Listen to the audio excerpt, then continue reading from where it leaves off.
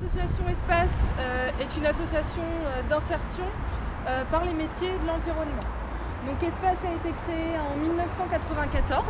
Espace a 3 missions principales, donc l'insertion, donc de proposer un parcours, de travailler sur un parcours professionnel et résoudre différentes problématiques sociales avec donc les salariés en insertion.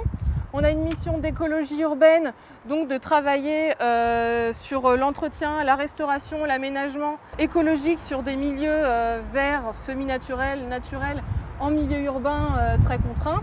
Et une mission de sensibilisation à l'environnement. Et on va réaliser des aménagements en faveur de la biodiversité et notamment des aménagements de génie végétal.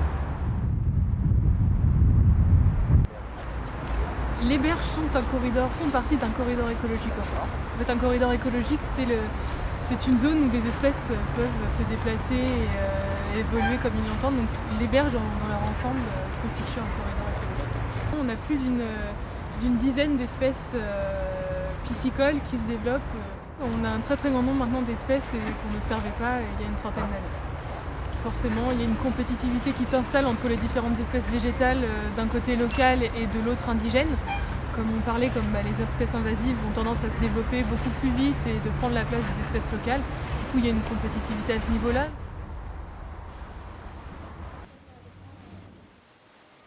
Il y a énormément de déchets liés du coup à la circulation, notamment là en Berge de Seine, on a aussi l'autoroute A13 qui passe et bien souvent on voit les gens jeter les sacs poubelles par-dessus le pont de l'autoroute. Au niveau de la qualité de l'eau, vous avez pu voir aussi quelques poissons morts.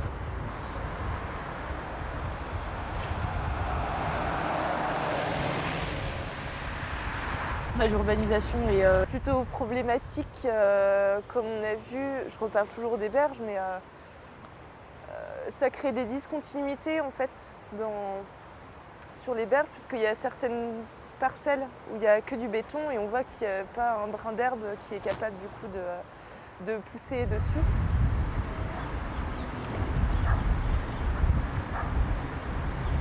Pour la pollution liée aux déchets flottants, il y a effectivement des barrages flottants qui sont mis en place au droit des péniches.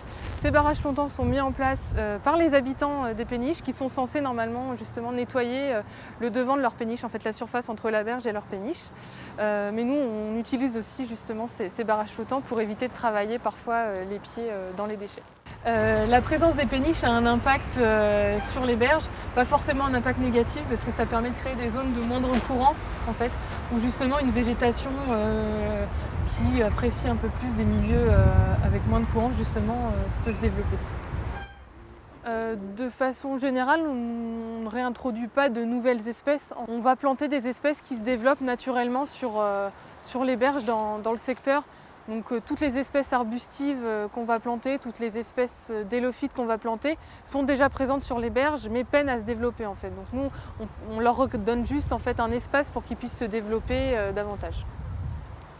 Alors sur les ouvrages de génie végétal, on va planter du coup des plantes qui sont aquatiques et semi-aquatiques, adaptées du coup à nos espaces.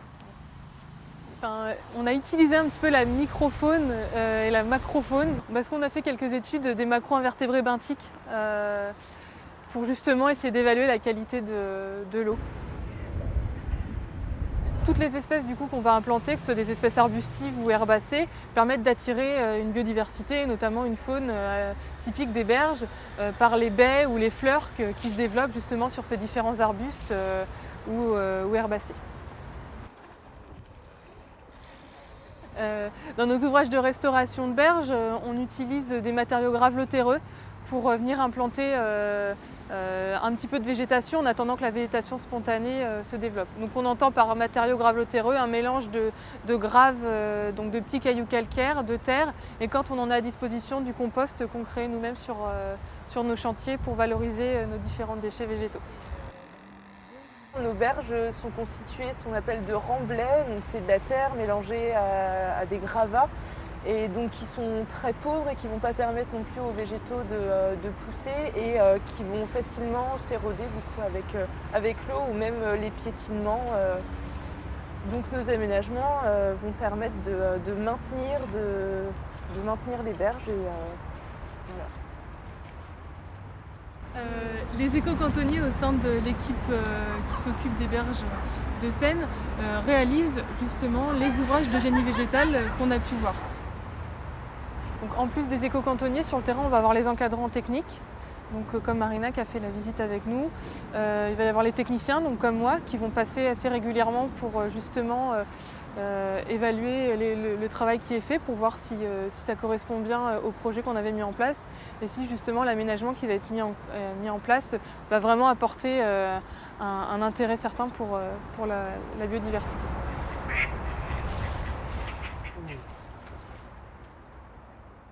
La trame verte et bleue, en fait, donc c'est un engagement phare de la loi Grenelle 2 et du coup qui est décliné au niveau régional en schéma régional de cohérence écologique. Et en fait, l'objectif premier, c'est de restaurer, de favoriser les corridors écologiques et les continuités écologiques.